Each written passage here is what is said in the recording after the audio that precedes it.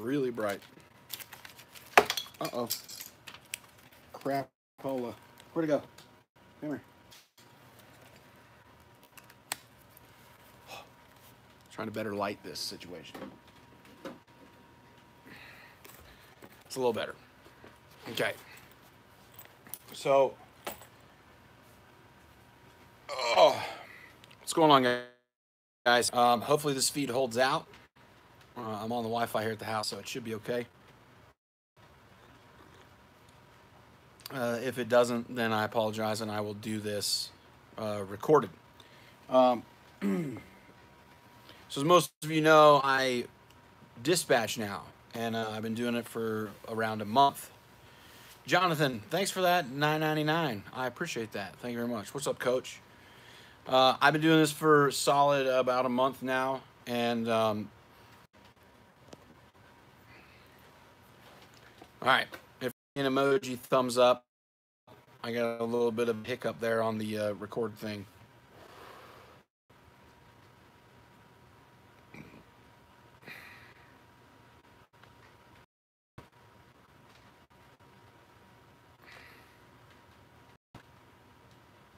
Are we there?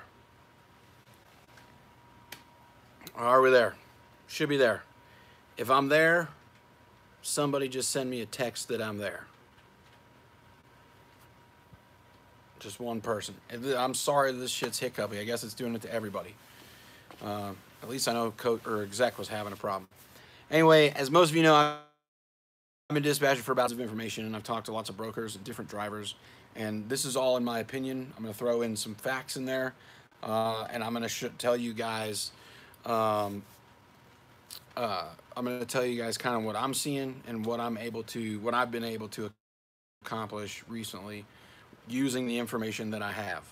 Okay, so obviously a lot of people were saying that volumes are down and a lot of different things are going on in freight, which is false. Volumes are actually up. Okay, volumes in freight are actually up.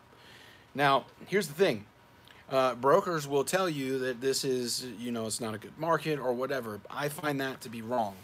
I'm having guys in reefers and dry vans do really well. I've been finding really good freight for guys using everything out there that is available. I've been using every tool that I can get my hands on to find out where the freight is, where the trucks are, where trucks aren't. Freight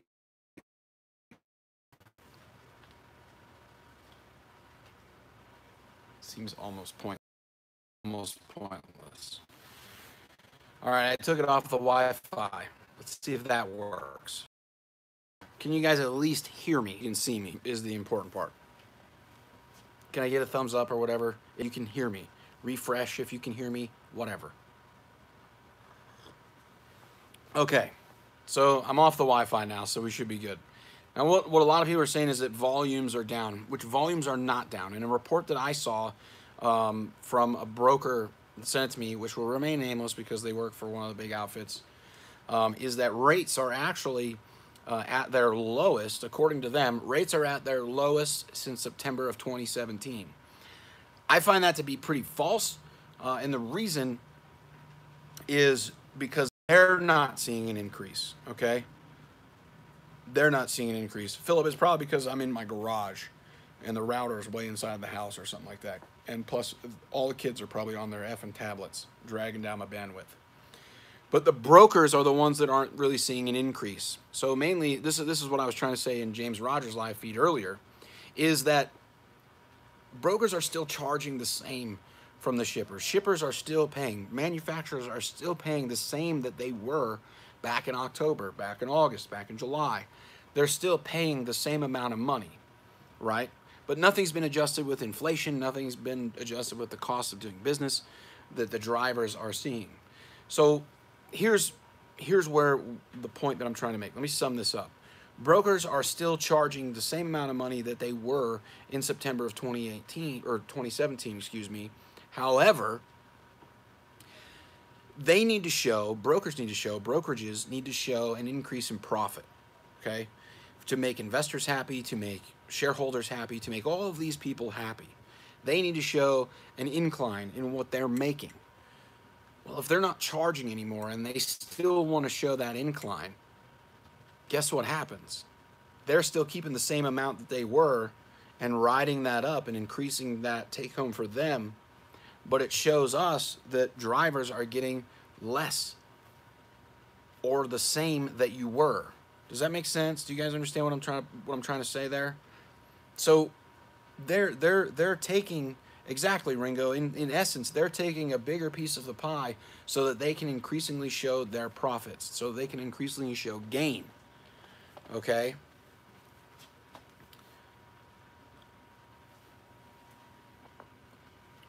Exactly, Philip. That's pretty much the way it is. If if the cost of doing business, if the cost of shipping something hasn't increased, and brokers still need to make their percent of the pie, their piece of the profits, then they're going to continue to do that. And the person that loses is the owner operator and the smaller fleets. Now, a way to combat this is 100% with information, and it is 100% with working together with other people in the same situation as you are. I said it weeks ago, I'll say it again today, that if you have a friend that is an owner operator that's running a truck, that's running a fleet, get in their ear, see what they're seeing, listen to what they're hearing, all of those different things, and you guys bounce other ideas off of each other. All day long, Monday through Friday, I wake up early and I stay up later than anybody else, and I find better freight for that specific reason. The reason is because brokers still panic. And I'm going to talk about panic in a second. But brokers still panic when they can't get a load on a truck or a truck falls off of a load. Do you understand?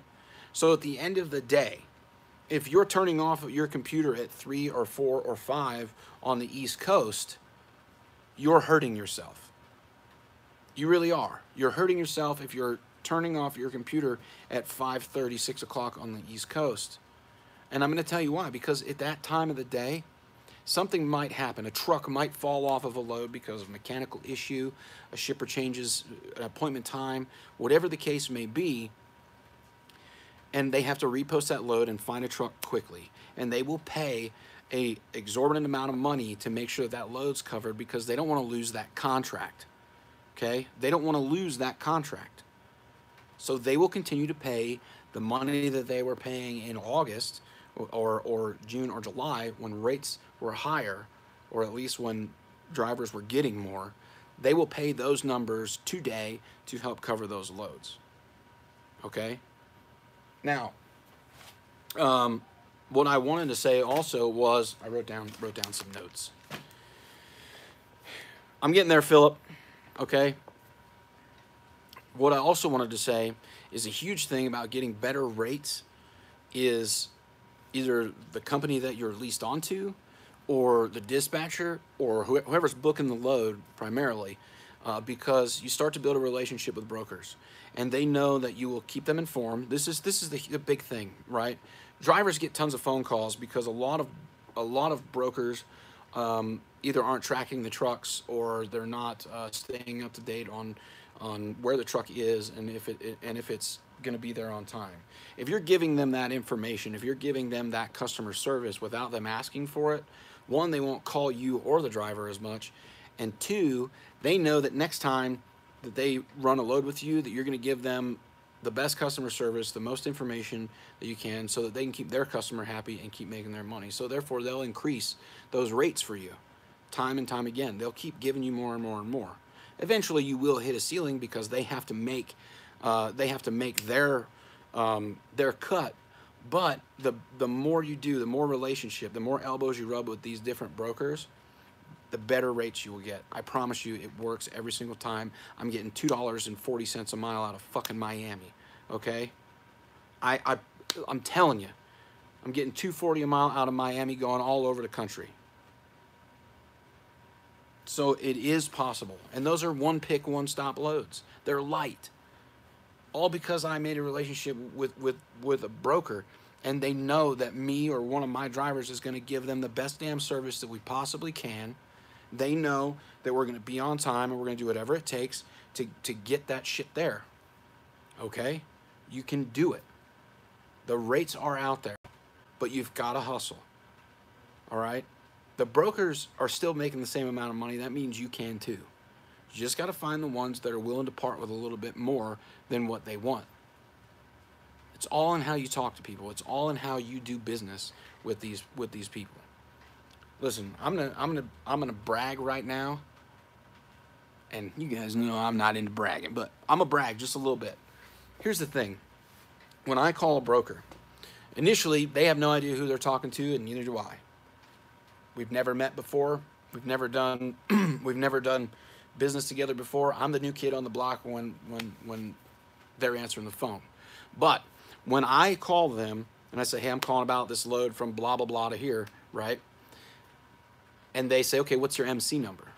Before they even know me or how I talk to them or how I am, they see what company they're dealing with. And when I tell them Traveloco's MC number, they say, oh, Traveloco, yeah, we just did a load with you guys last week, or we just did a load with you guys yesterday, and we were very pleased, okay?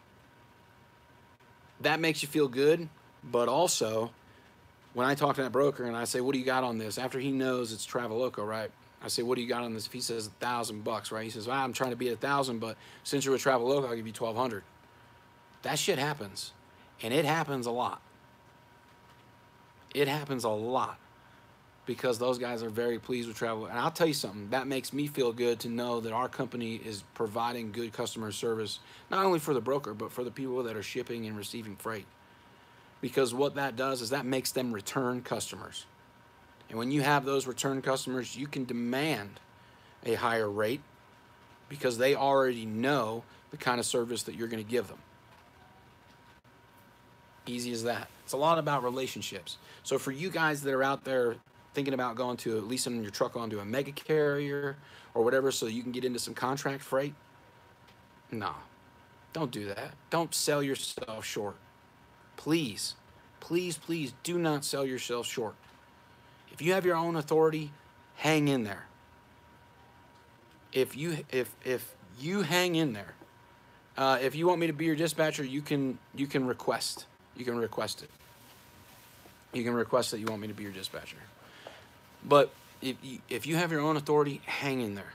If you have your own authority and you want to lease onto a smaller carrier like Traveloco, you can still do that.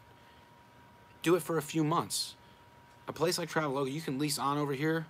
You can come on board, ride out the storm with us, you know, whatever that storm may be, whether it's until March or April or whatever. I'm telling you, you can 100% do that. Traveloco doesn't have you don't have to stay here for a year. You don't have to stay here. You can stay here as long as you want. If you want help, we can help you. For you guys that are owner ops, right? Like James Rogers, for example, got his own authority. He's got 2 trucks running. Busy dude. Like he was showing his video, tablet, laptop, phone calls, headsets, blah, you know, all this shit. Doing as much as he can. Doing as much as he can to make sure that he's informed on where the freight is. And he's been listening to me and Trucking Exec. He's been listening to me and Trucking Exec when it comes to where to position his trucks according to what we're seeing on the information. Because as much time as he spends looking at those tablets and his laptop, his phone and phone calls and all that, you don't see everything. You really don't. And I'm going to tell you something. Freight waves, sonar, that shit is a game changer. I got trucks doing 6,800 gross a week. Actually, in 5 days in this market. 6,800 in 5 days in this market. That is unbelievably good for this market. I got guys from $6,000 up. I got guys that I've been running their truck for a couple of days. All you have to do is listen. All you got to do is listen to fact. It's not like, hey man, oh, I like this place, I like that place. These guys are going. These guys are going to places where they don't want to go. They're doing multi-stop loads. They're doing freight that they normally don't want to do. But they're listening because I'm seeing the information. I'm their extra set of eyes. And it should be like that for you, wherever you are. You should have an extra set of eyes helping you. Don't try to put all this weight on yourself. It is sad when you hear about guys failing because they're trying to take on too much. Ask for help. Put the pride aside for a little bit and ask for a little bit of help. It's okay to ask for help. You got to remember, are you going to stand there and let your pride stop you from being able to provide for your family and pay your bills? I sure the hell hope not. Ask for help. Listen to the information. I'm telling you, the information is out there. You can still be successful. You can. You just got to take a little criticism and you got to work a little bit harder. And you can still make the money that you were making in fucking October. Going to a mega carrier is the worst thing you can do, because the reason that each one of you became an independent contractor, an owner-operator, a lease operator, having your own authority, was to get the hell away from having someone else telling you what to do. If I'm wrong, tell me I'm wrong. Don't take 18 steps forward to take 25 back. Being forced dispatched, told what to do, how to run the fucking freight, how to run your hours, how to do all that shit is not the way it's supposed to be. Not for an owner-operator, not for a lease purchase guy, a lease op, an independent contractor, whoever you are.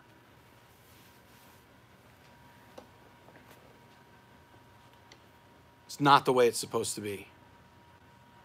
Listen, these guys at RST, let me tell you something. They're at RST. Are they making money? Probably. But you know what? They're company drivers.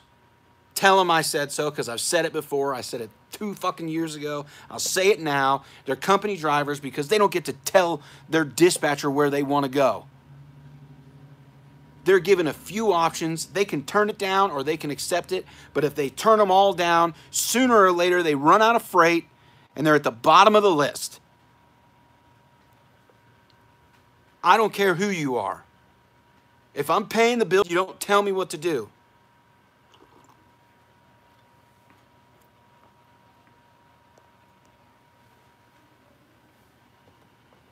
When you have a team of dispatchers, a team, not just one,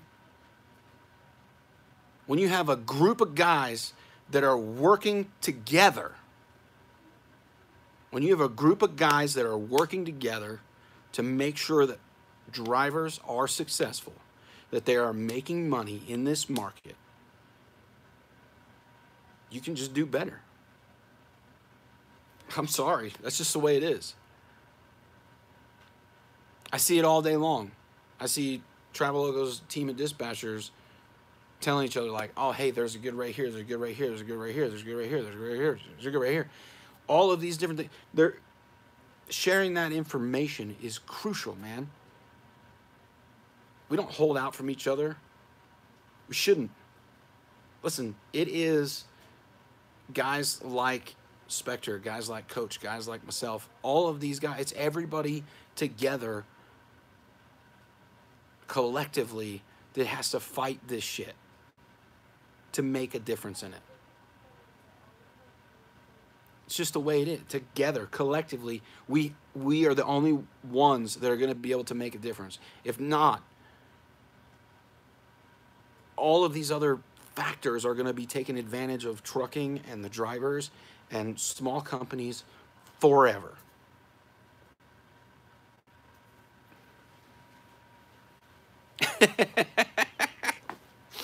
That's Jeremy right there. I couldn't get a hold of him yesterday, and I booked him a load. It was like, what was it? Was it 245? I forget what I said. 245 for all their miles on 15,000 pounds for one day or whatever, like 15 or 1,600 bucks. I don't remember the exact numbers, but I called and I was blowing Jeremy's phone up, blowing Selena's phone up, and I just booked the shit because I was like, you want money, you're taking it.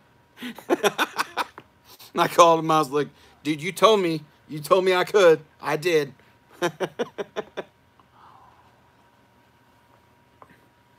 But you have to take those risks, okay? One of the most important things that you can know in order to help yourself in this market that I think a lot of people think that they know, but I don't really think that they do know, is their true cost per mile. Cost per mile is not a steady number throughout the year. Your cost per mile is actually going to fluctuate, not a lot. I'm not saying it's going to go from like $1.40 to $1.80, but your cost per mile is going to fluctuate a few pennies. Those pennies make a difference. So knowing your true cost per mile is very, very crucial. Very, very crucial. You need to know it down to the penny, where it's at for that month or that week or that quarter, however you base your business. But you have to remember, you have to really, really remember what that is, because that is going to be the difference between you being able to make a split-second decision and having to wait and figure out numbers. Brokers won't wait around for you. They won't. They know that for that one load, there's probably 50 trucks in the market that'll take it. Okay?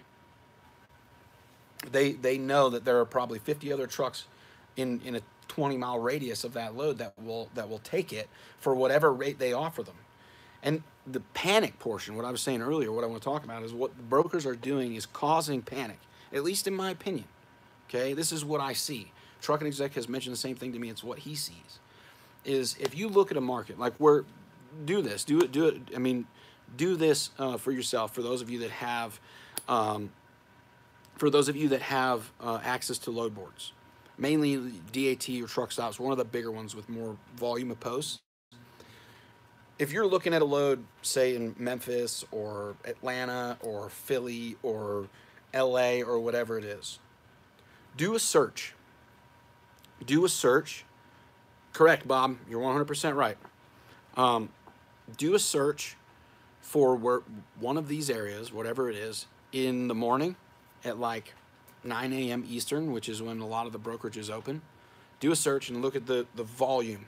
Okay, look at the volume. Now, if it says, we'll use easy numbers, at 9 a.m. it says there's 100 loads in that 150-mile radius, right? As the day proceeds, ideally you would see that number go up. And it would start to peak around 11 or noon. Because most drivers, in my opinion, want to book a load before the afternoon. Reason being is you can plan better, you can run your clock better, you can be more efficient in the way that you're able to pre-plan yourself, all of those different things. So you want to book a load earlier. In the afternoon, you'll see that number kind of peak, right? And it'll kind of level out. And towards the end of the day, you'll see that number really start to drop. And that's not because loads aren't being reposted or because they're being booked. What I think is happening is I think the brokers are pulling those loads down to reflect that start of the day volume. It reflects that start of the day volume. And it causes panic, right? Because if you're a driver and you're looking at that load board and you saw 100 loads at the beginning of the day, like say you're looking for tomorrow, you saw 100 loads at the beginning of the day, afternoon you see 300, at the end of the day you see 75, you're like, holy shit, I better book something first thing in the morning because all these loads are disappearing. I don't think that's the case. I think what's happening really is brokers are pulling those loads off the board in order to drive the price down in the morning, because you think, this is what you're thinking based off what you're seeing. You're thinking that there's less freight in that market than there really is. So you're going to take a load for a lesser rate just to put money on your truck. You see what I'm saying? They're toying with the way it's posted.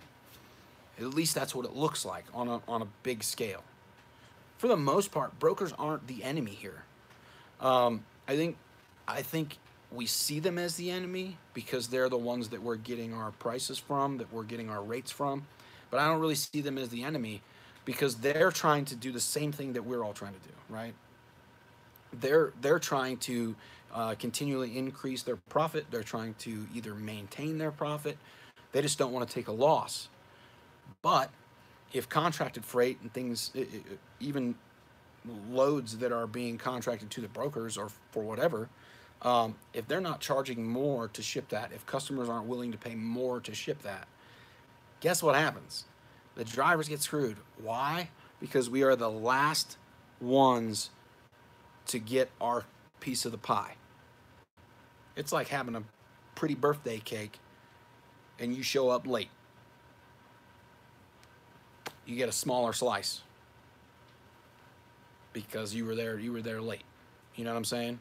So when you're doing that, you're gonna end up with less.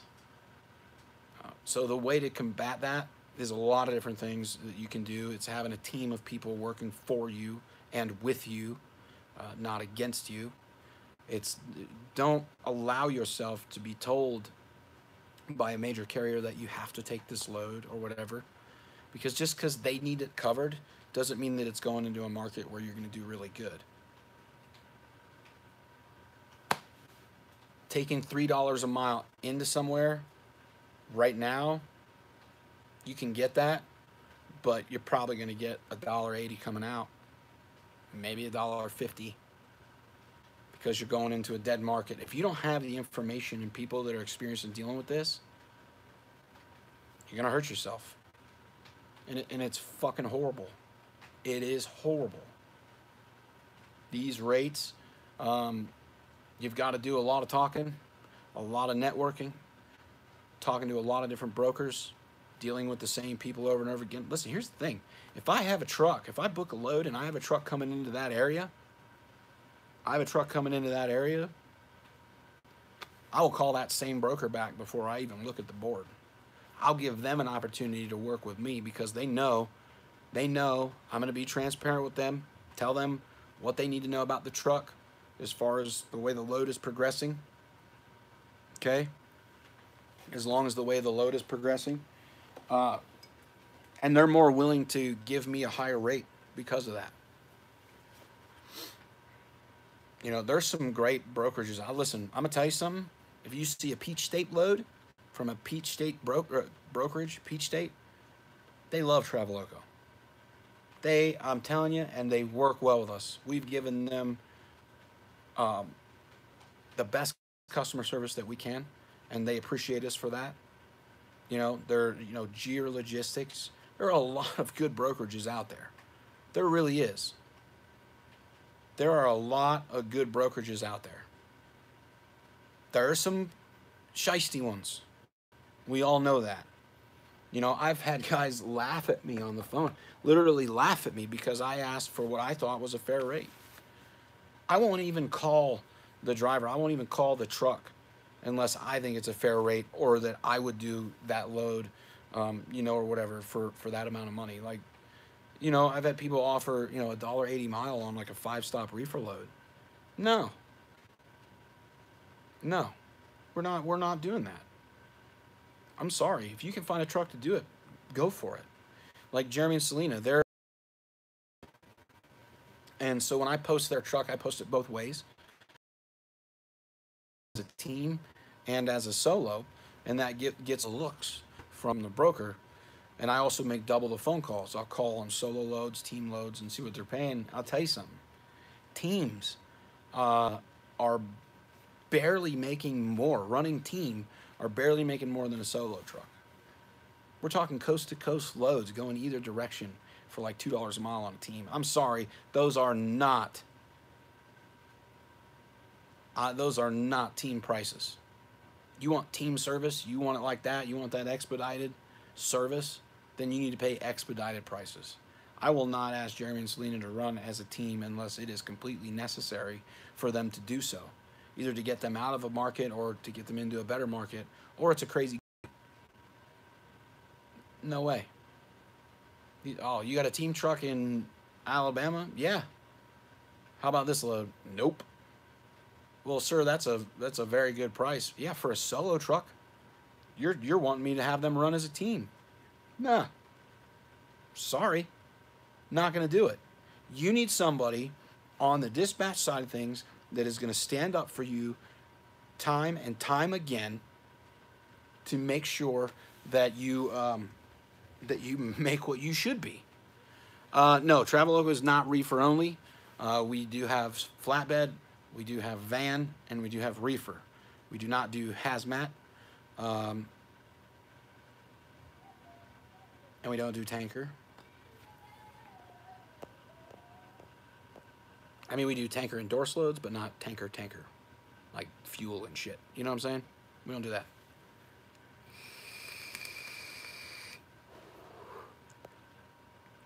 Should you switch to reefer from van? Well, Joseph, Um, that's a tough decision because it just depends. I can't say, what's up, Logic Payback? It just depends on, one, for sure, where you like to take home time and what kind of freight's coming in and out of that market. But also, it depends a lot on your costs and a lot of different things that you do. I personally would run reefer than dry van in the spring. And if I had the opportunity, spring, summer, into fall, I would want to be reefer. But over winter and stuff like that, reefer freight actually becomes more targeted. So that's why you need more information. That's why you need people working for you, because you got to know where the freight is. You got to know where the trucks are to get those better rates. Van, obviously, I think that there are more van loads than there are reefer loads per se. However, there also means there's more van trucks than there are reefer trucks, so that the rates are going to be lower.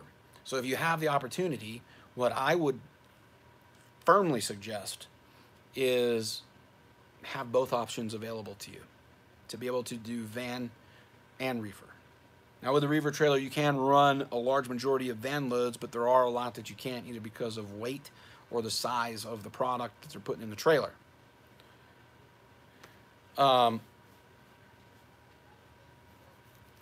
So, I mean, if you can afford 2 trailers, get 2 trailers so that you can go back and forth. Yes, Ghost Rider Green Bay, you are correct. Broker relationship and relationships with customers, like I'm able to get, like where I live, obviously they grow onions and garlic and a lot of different things in this area, big produce area, lettuce, different things. But in the fall, that stuff doesn't grow out here, right? But in the spring and summer, I can get direct loads from them.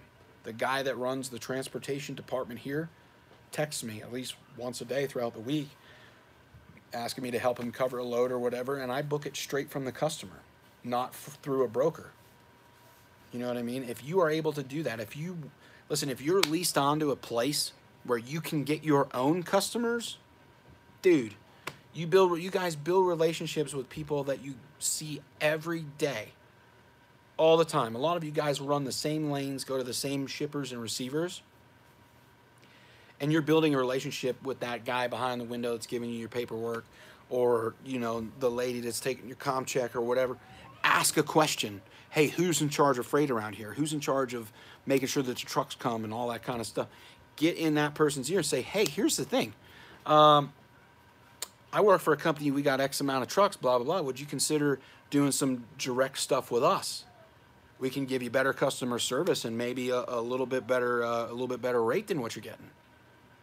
If you can do that, like Traveloco, if you go out and you get your own customers or whatever, come on, man. You get your own customers, you're cutting out the broker for one, so there's a big chunk of money that's staying on the rate. Traveloco is going to increase your value because of the amount of trucks that they have that can service that customer. 10 sandwiches down. Love that name. It's fucking hilarious. I understand why you did it. But is it true? It's a good question. Is it true that some companies won't let you use a reefer for dry van loads? Why is that? One has to do with weight. Because a reefer trailer is way heavier than a dry van trailer because of the motor, the insulation, the walls are thicker, all that kind of stuff. So you can't really put 45,000 pounds in a reefer like you could a dry van. Other things are because of space. I'll give you an example. A company called Georgia Pacific that likes to make toilet paper and paper towels, things like that. When they put their stuff on the pallet or it's on that cardboard, that slides on the floor, when they put that in the trailer, that's from floor to ceiling. Okay, that's from floor to ceiling, and they try to cram as much as they can in that trailer because what that shipper's doing is trying to maximize the amount of profit or product that they can move for what they're spending to ship it, right? So in a reefer, you can't do that because of the chutes. You also have a shorter distance inside the trailer because inside the trailer, you've got the the frickin' deal. The bulkhead right there where the cold air is coming in from the reefer and cycling back through and all that kind of stuff, you know. Does Traveloka deal in oversized loads at all for flats? I don't run any of the flatbed guys, Cactus Farmer, so I couldn't tell you 100% yes or no on that. I don't know. Listen, guys, if you want to see where our trucks are moving, you can look.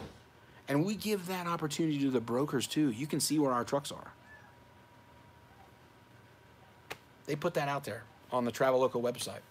The broker can see where our trucks are, and they call us and they say, oh, hey, Will, your extension, blah, blah, blah. It shows you got a truck coming available tomorrow in wherever. I'm like, yeah, I do. Sure do. Hey, what about this load? Blah, blah, blah. And we do handle business. You know, give yourself every opportunity that you can to demand a better rate for your truck. Looking pretty smoking.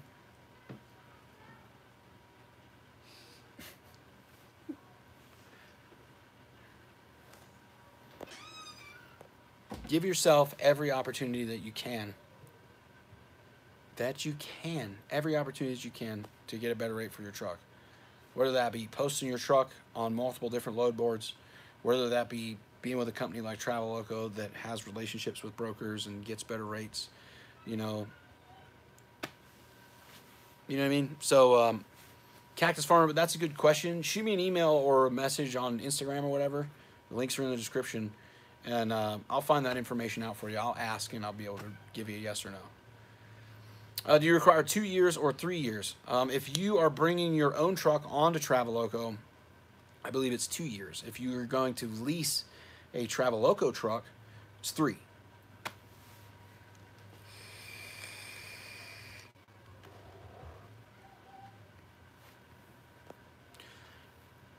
Your dedicated rate was a little low 7 weeks ago. Now it looks like gravy.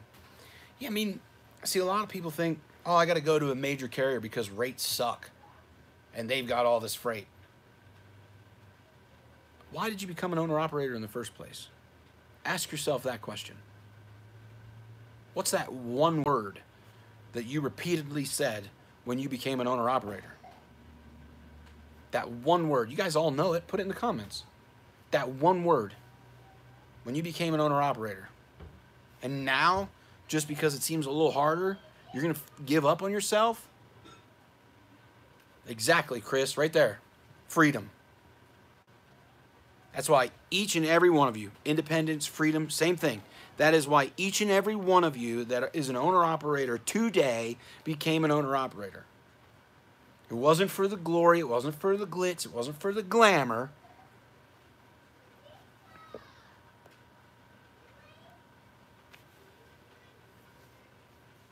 It was because you wanted to be able to... No, see, money. Motivating yourself with money is the wrong way to do it. Wrong way to do it. If money is your goal all the time, if that is always your goal, then you're going to lose.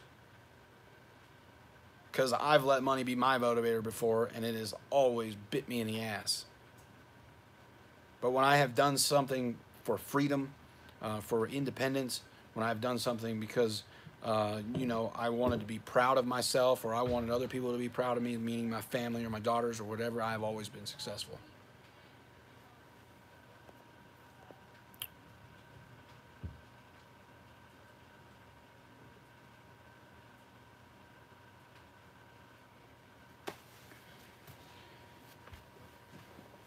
Each and every one of you became an owner-operator because you wanted freedom and independence. It's normally, I would say 95% of guys, that is why. You did it for the glamour? Oh, I bet your sparkly eyeshadow is wonderful, Joseph. And to say that you'd go lease onto a company like Prime or Knight or Swift or wherever, you'd go backwards just so that you could run contracted freight at $1.30 a mile or $1.01 a mile or whatever it is they pay when they pay all miles, or to pay 65% at Landstar. Come on, dude. Are you only worth 65%? Is that all you're worth? You're only 65%? Come on. You're taking all the risk. You're paying all the bills, and you're going to accept 65%. So you're telling me that if I owed you $10 and I walked up to you and I said, I'm only going to give you $6.50, you'd call it square? Nah.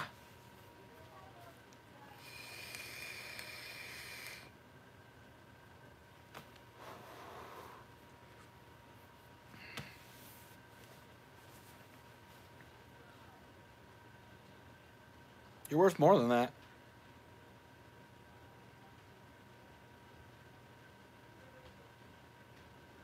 You're worth more than that. If you guys are struggling, I'm going to tell you this. You can call this a little bit of recruiting or whatever you want to call it. But if you guys are struggling, you got your own truck, or you're leasing and you can move your truck, I'll dispatch you.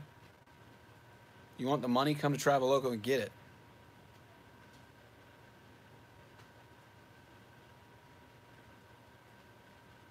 $65% of $8,000 is better than 80% at $5,000. That makes no fucking sense. None.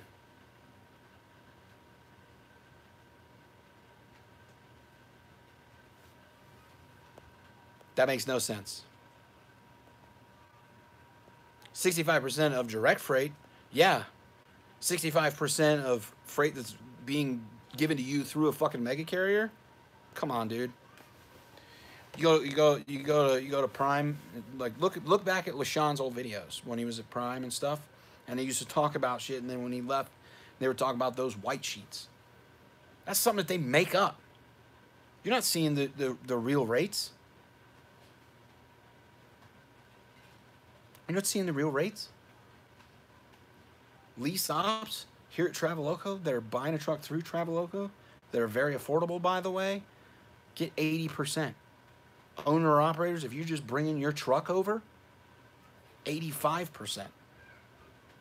That makes a huge difference. Huge difference. Why do you want to run your ass off to find $8,000 loads where you're only getting 65% when you can fucking breeze through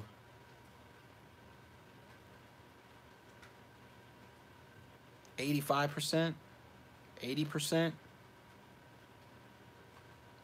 It's about the margin, not the fucking volume. You run all the loads you want and still be broke. If you're not getting the good freight, smart freight, that's all it is.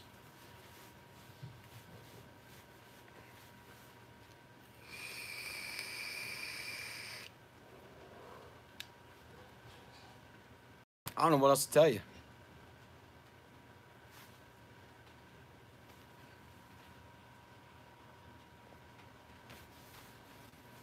What about fees drivers pay?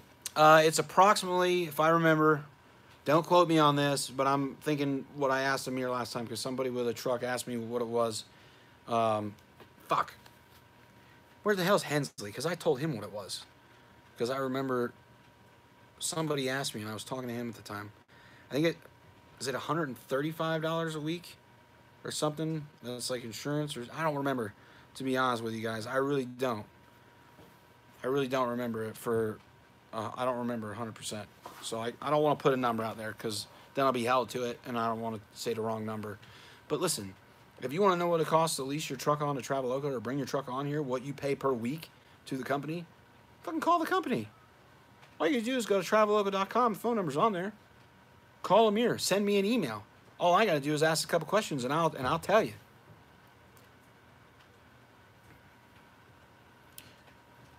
Who handles IFTA and all that kind of stuff? Yeah, we do. Fuel discounts? Yeah, we got them. Good ones, too.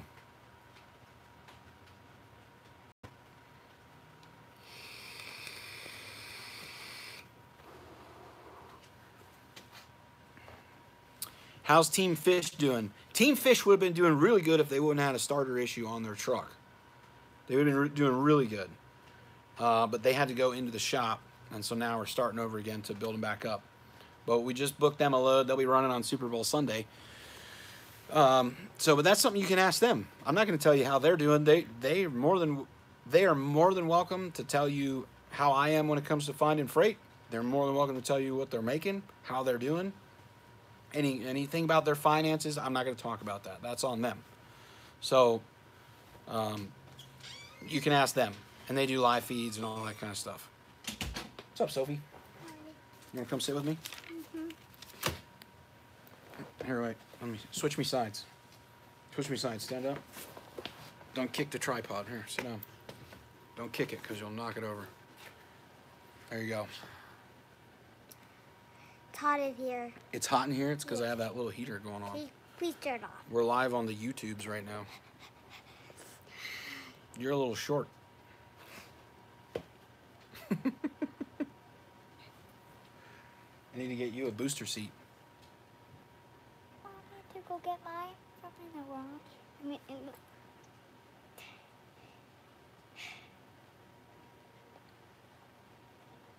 What do you think? High five? Go inside.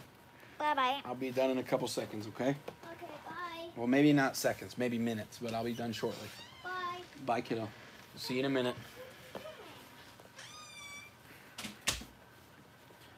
Guys, like Spectre was saying, and let me touch on this, and then I'm going to jet out of here. I'll take some questions, and then I'll jet out of here. But your willingness to change as far as the company you're with, the freight that you're pulling, the areas that you're going to will make a difference for you, will make a difference for you big time in a market like this. 5,000 miles. I base mile business model on 2,500 weekly. Bob, let me tell you something. I can't really tell you off the top of my head how many miles a week my guys are running that I'm dispatching, but I am always looking for the least amount of miles at the highest rate, or at the highest margin. You know what I'm saying? If I can run your truck 400 miles and get you $2,000 in a day, less miles, come on. That's what you want. You want revenue over miles all day long. All day long. Nothing's guaranteed, man. But finding the guys that work hard for you, finding the team that's going to fit your truck best, or whatever the case may be, is the key to success in this market. I don't care who you are. If you are stuck, if you are stuck running the same lanes over and over just because you like that highway or something, you're probably going to feel a little bit of pain when it comes to the money that you're earning. I just think that if you're considering leaving your current company to go lease onto a mega carrier because they have contracted freight of higher volumes, whatever it is, I think you're doing yourself a disservice. I think that you are allowing yourself to fall victim to what the brokers and the mega carriers want you to fall victim to.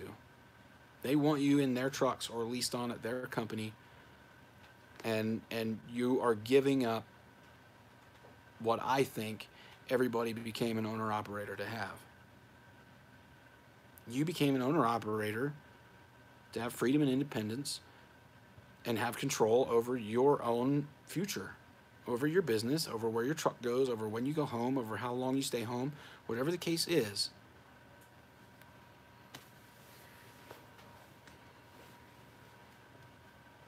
You see what I'm saying? Like, come on, man.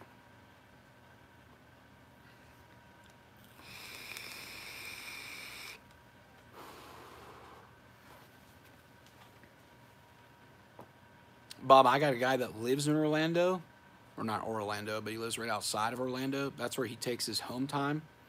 I've had no problem getting him out of there on a good rate. None. Because he's open to doing a multi-stop load coming out or something. You know what I'm saying? And I'm sure you are too. I'm sure anybody is open to do whatever they want. You just got to look at yourself in the mirror or tell yourself in your mind or whatever, like, hey, we got to do this. We got to do this. So we can go back to running the way we wanted to run in April, May, June. when produce is great and you know all these everything's booming. I think people are thinking too far into this. Everybody's saying, oh, capacity and volume and all of these different things. When volume is up, capacity hasn't changed. I look at that sonar every fucking morning. I look at it all day long and watch it change instantly. Where the trucks are, where the freight is, where the tenders are, where they're not. All of these different things, it changes all of the time. Every single day it changes. But yet you still see guys doing the same shit. Everything is changing around you, but you're still on the same damn lane or run or whatever it is you were doing, getting paid $2, $3, $4 a mile. Now that's just paying you $1.90 because the freight has moved, shit has changed, and you're not paying attention to it. Know your cost per mile, know where the freight is, know where the trucks are. Those are the three things that can help you make a split decision on whether or not you're booking a good load or going into a good area or whatever. If you're looking at stale information, if you're looking at day-old information, week-old information, 15-day averages, it doesn't matter.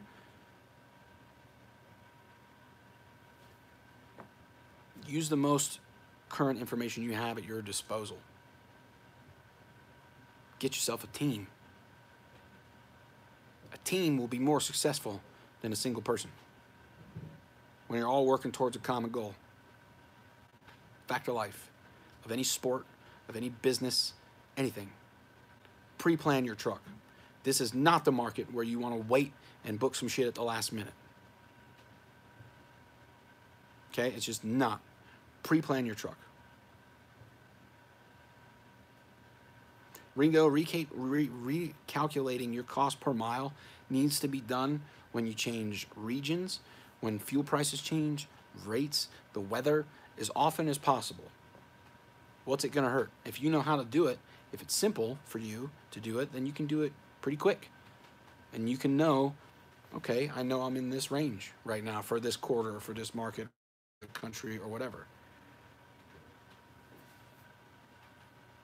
Trucking Exec has an amazing video that's like 2 weeks old or something like that about cost per mile, cost per day.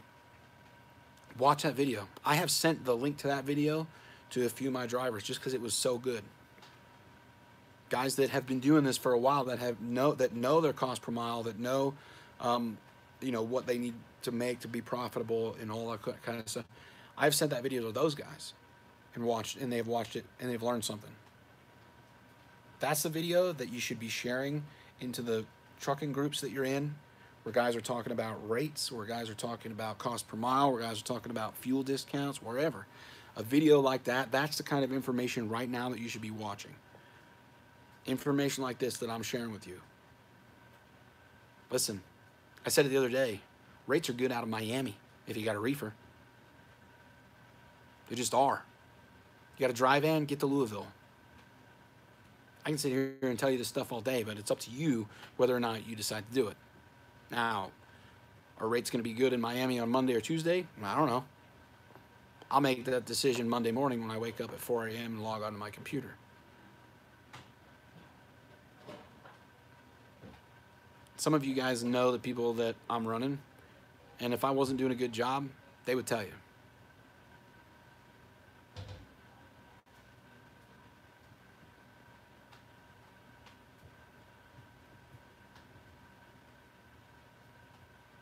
Listen, you want a better chance of success? Get you a company like Traveloco. Don't go to a mega carrier. I mean it. I'm not saying this because I get a recruiting bonus, because I don't. I'm telling you what I see guys making. California rates suck. They're horrible. The highest drive-in lane right now is LA to Seattle at averaging 230, was it 234? Was it 234? Something like that. There's 242, somewhere in there. Is LA to Seattle. Seattle to LA, 99 cents.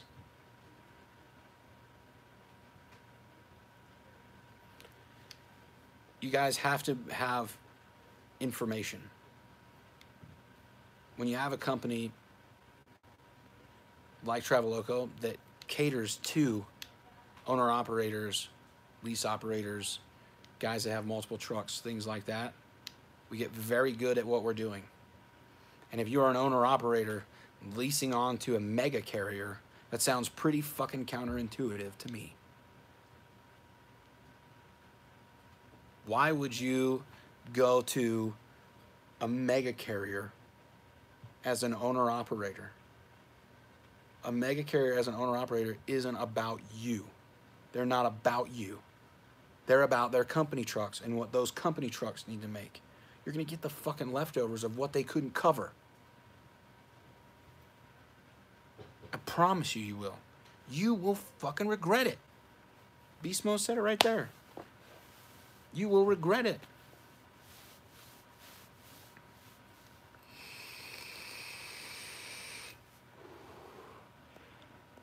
Traveloka should go to Shoppers. Not load boards. 15% off the top is too much, plus all the expenses paid my owner op. Listen, Traveloka is, in my opinion, and I think in other people's opinions, by far, one of the best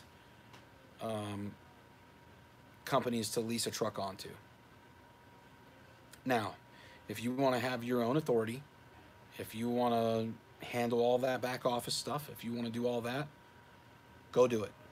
But realistically, all the time, all the effort that, yeah, I know you were, Vladimir. No worries, man. All the time, all the effort that you're going to spend in doing all of that paperwork, all of those carrier packets, all of that IFTA stuff, everything that you do by having your own authority, if you could calculate that into time spent, money lost, all of those kind of things, what would it be? Would it be 10%, 15%, 20%, maybe more? I don't know. I've never done that math. But as Spectre, as a person who has 2 trucks now, under his own authority, ask him the time he spends that he wishes he could have back.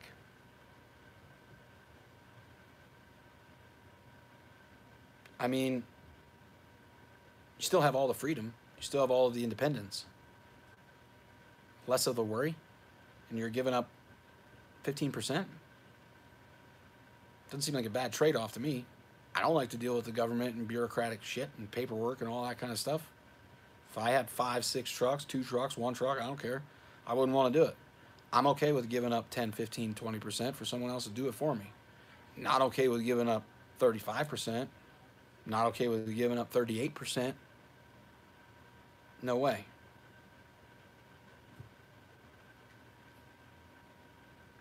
Calculate all that into a number. I don't know what it is, but I'm pretty sure the work that you don't have to do would not be would not be hurting you at all. So much doom and gloom truckers. David hit the nail right on the head right there. Doom and gloom truckers. You have everybody coming out here, rates suck, this, that, everything's bad, we're all going down. It's the end of the world, blah, blah, blah. It's not the end of the world. The good rates will come back. The volume will continue to increase. You guys will make the same money that you were back in spring and summer last year. You'll be back to making that shit in no time. Yes, ma'am. They can hear you open the door. No. I'm going to put you on camera. My fabulous dirty garage. Hold on. Stand right here. No. Stand right here so they don't have to see the garbage that the girls threw on the floor. They don't want to see me anyway. I don't have anything to talk about. Okay. Should I be your light? My light? Your light person? You'd be my light person? Here, take my little light. Be my light person. See, you're casting a shadow over my face. That's why I had it down there. Oh, beautiful face. It's a little better. Can you come down a little? Okay, now go back a little. Right there. That's like perfect. Now if you could just turn it like 22 degrees. No. No, 22 degrees this way. A little the other direction. We got a little bit of a glare coming right here. Oh, perfect.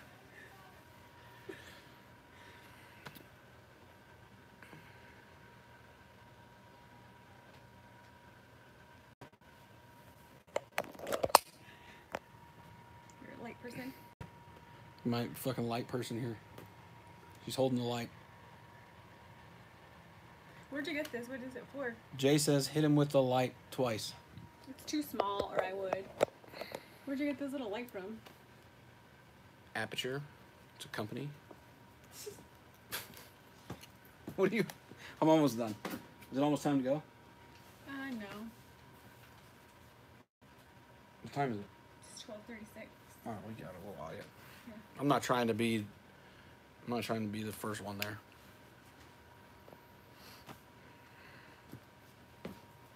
Let me see. Spectre said it perfectly. When the market changes, you have to adapt to survive or go down with the ship. You do. You have to be. You have to be really, really, really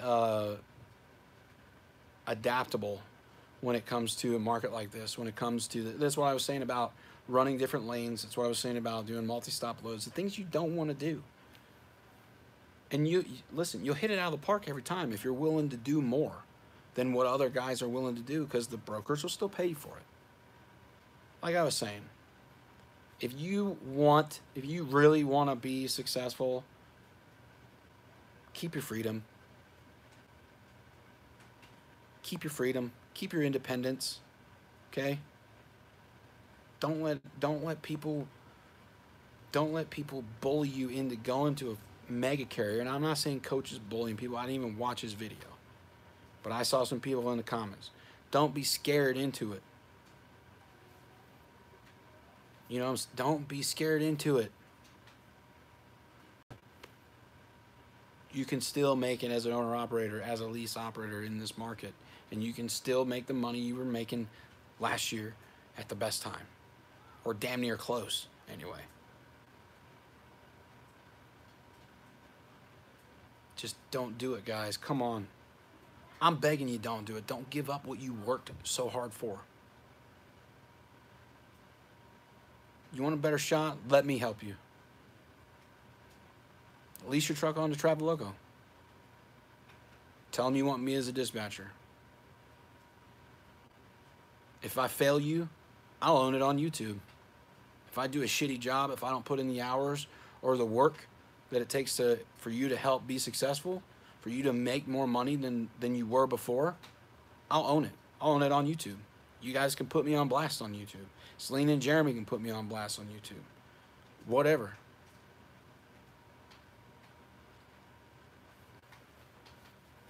What's up, Trucking with Authority?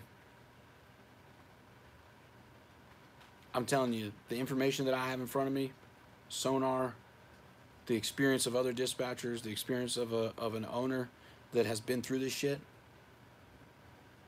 guys are still doing good. Guys are still doing good.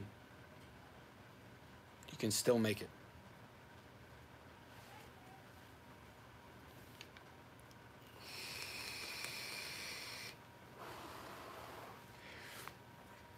Lost your trucks in December 18 and now you can't even get an agent to sell your insurance. It's getting harder out there. It is getting harder, and you need all the help that you can get. Trucking with Authority, sonar is amazing, is it not? It is freaking amazing. It is amazing. Sonar is amazing, and I'm so thankful that Freight Waves has given a few of us the opportunity to see that and use that stuff. It's just crazy. Yeah, it's a lickety split. Sonar is a game changer, and hopefully here in the very near future, what I really need to do, here's what I need to do. If you guys are, if you're an owner operator, if you got 1, 2 trucks, whatever it is, if you are willing, or if you want to get sonar at a lower cost. Right now it's like $7,000 a year or some number like that, right? Because there's so much information on there. There's so much stuff that you guys don't need, that I don't need on there. What we really want Sonar to do, FreightWaves to do, is to take all of that other stuff out of there. Okay, we want them to take all of that stuff out of there you don't need and give you the simple maps. It's like 4 or 5 maps that they have that would really be great. If you would be willing to pay, now I don't know what this is going to cost. Okay, I know right now it's like, I don't know, like $600 a month or something, you know, but it's like a fleet buys it or whatever. But we're trying to get it down to a cost where a guy with 1 truck or 2 trucks can afford. Trucking Authority, let me tell you something, Kenny. You got my number. Call me tomorrow afternoon or Monday or whatever when you have a minute, because I'll tell you what me and exec got going on with those guys.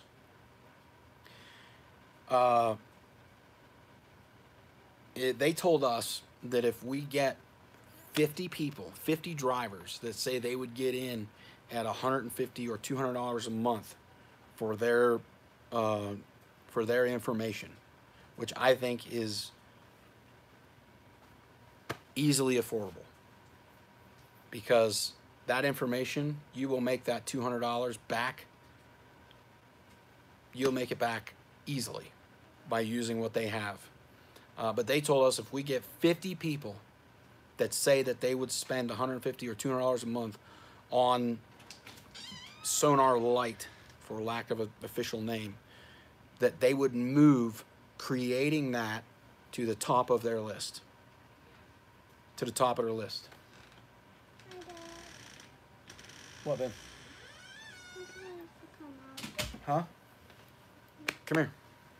Put your glasses on. You'll look super smart. Dad. All right. Weird. Uh-oh. Here. Put those puppies on. You'll look super smart while we talk about smart people stuff. They don't fit me. Well, of course they don't, because they're for your sister. There you go. Now stay just like that. Now what I want you to do is point at the camera like when I point, okay? Like get your finger, see the camera right there? Mm-hmm. I want you to get your finger like right there, and you point. Mm. You know what I'm saying? Can I put when the trees are flying? Huh? Can I put when the trees are names? Probably later. Go inside. I'll be there. I'm gonna finish this up. I know I said that minutes ago, but I'll be right there.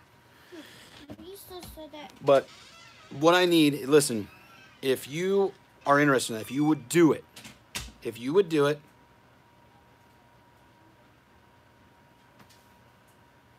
send me an email, send me a message, a DM, an email saying that you would get in on Sonar. Now what Sonar is up to the minute in a lot of cases, information about what's going on in the industry, okay?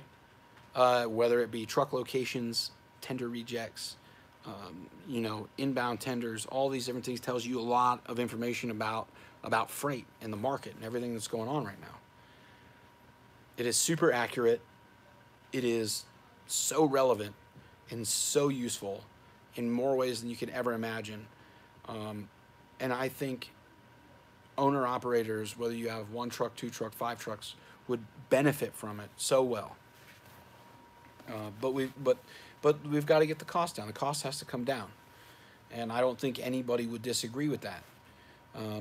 That you're more than willing to take a 1-month risk at, you know, $150 or $200, then you are willing to risk, you know, $600 or $700 or whatever the case may be. So if you're interested in that, if it's something you want to do, send me an email. Send exec an email. Let us know so we can show those emails to the people at FreightWaves and get this moved to the top of the list immediately. This is information that you need. This is information that you want. This is how we're doing it. Trucking Exec's still running his trucks at good numbers. I'm moving trucks at great numbers. There's still people moving at good numbers because they got the information, because they've got the team. Make the decision. Like I said, come to Traveloco. I'll dispatch you. If I fuck it up, call me on it on YouTube. I'll own it on YouTube. But you gotta change. You gotta do some stuff you don't want to do. Go to places you don't want to go. But you can still make that money, and you can still have your home time that you want. All things that you're used to. You just gotta open up your parameters in this market. So, with that being said, listen, folks, hit the thumbs up button for me. I appreciate it. And for those of you that are wondering, Giovanna, the baby, she had ultrasounds yesterday. She had ultrasounds yesterday on her kidneys and on her bladder. We do not know the results of those yet. We won't know until the doctor sees the scans. So fingers crossed that we get good results. No tenemos bolsa for the present. We can go to the store before we go. Okay. That hopefully we get good results from those. I do want to bitch for a second. Because when we went to the hospital, because, you know, the doctor gives you a referral. When we went to the hospital, they told me, like, now we have insurance, okay? We've got health insurance. But because we haven't reached our deductibles yet, that I had to pay $800 and something fucking dollars for this ultrasound. I didn't have $800 and something dollars to pay for this damn ultrasound. So I asked the lady, I said, hey, what's the minimum amount I can pay, and then I'll pay the rest in like 2 weeks or whatever, you know, something like that. She says $435 and some change. And I almost shit my pants because, you know, I look at my little girl and I'm like, I'm not going to not pay for her to have this scan, whether it comes out good or bad, because we need to know. You know what I'm saying? And then, you know, you're sitting there with your wife and you look at each other like, how are we going to pay this $435 that we didn't expect we had to pay? Fuck knows, right? So at the time, I'm texting a friend. Who shall remain nameless, but I'm telling him what's going on. I'm like, this is bullshit. You know, I'm bitching. I'm like, fucking insurance companies, stupid motherfuckers, like, you know, hospitals, you sons of bitches, you know, all those kind of things. Like, they wonder why people die from common illnesses, and it's because insurance and hospitals or whatever are raping people left and right. You know, you pay premiums for insurance, but your insurance doesn't do shit till you hit a deductible, or you still got a fucking big ass copay or whatever the thing is, you know. And it's pointless, dude. It seems like so pointless sometimes. Like, you're fighting for nothing, you know. And you know, I'm telling them all this shit, and you're just like, you know, they know they got you by the balls because they know you'll pay the money. You know what I mean? They know that you'll pay the money. And Comfort Man, I forget the name of it. My wife sets all that shit up. I don't deal with it. But you know, you pay all this money, and yeah, because they know that you gotta fucking pay. And so you look at this shit, and you're just like, and I'm talking to this lady. I'm like, well, how about I just give you, you know, $250 now? You know, did I have the $400 and some dollars? Yeah. But could I afford to spend that all at one clip just then unexpectedly, you know, $800 and something bucks? No. I wasn't planning for that or accounting for that or whatever. Comfortable Man, I'm with you. But it was an ultrasound of both her kidneys and her bladder. And it seemed a little off to me. Anyhow, you know, it's just something, yeah, but anyway, long story short, because I have a team, okay, because I have friends, people that give a fuck, people that care, you know, they loan me the money to pay for that shit. Because they knew how important it is to me, how much it means to me for my little girl to make sure that she's okay. And, you know, shit like that. You know what I mean? Shit like that, that means more to me than anything. Not because of, you know, somebody loaning you money or giving you money or whatever the case is, but knowing that you have people that you can bitch to that'll listen to you and help you figure out a way out. You know what I mean? And it's the same thing with his freight market. Same thing with his fucking freight market. You got to have people that are going to listen to you bitch and help you figure it out on the other end so that everybody can still make money to still pay for stupid ass insurance and dumbass fucking high priced shit that we all got to pay for. So, to my friend who will remain nameless, this is your shout out, and I thank you more than you will ever know. But you guys have a good day. Enjoy your weekend. If you're running, keep running. If you can, look today and try to book yourself something for Monday. If not, make sure your dispatcher or somebody is up as early as me looking at the freight boards so that you can book something before anyone else does and get a good shot at having the good stuff. You know what I'm saying? You want the good stuff. You don't want to wait till the end of the day. Come on, you want the good stuff, man. You want the good stuff. All right, I gotta get out of here. We got a party to do. My whatchamacallit, there's a party. All right, guys. I'll talk to you later. Remember, if you want to reach out to me or whatever, shoot me an email. Don't write me an 18-page email. Give me a little bit and your phone number, and I'll just call you, okay? Makes it way easier. Because I don't like reading 18 pages of shit. I just don't. So shoot me an email with your phone number. I'll give you a call. You got questions about Travel Loco or whatever it is, hit me up. Peace, guys. Everybody be safe. Be safe. That is number one.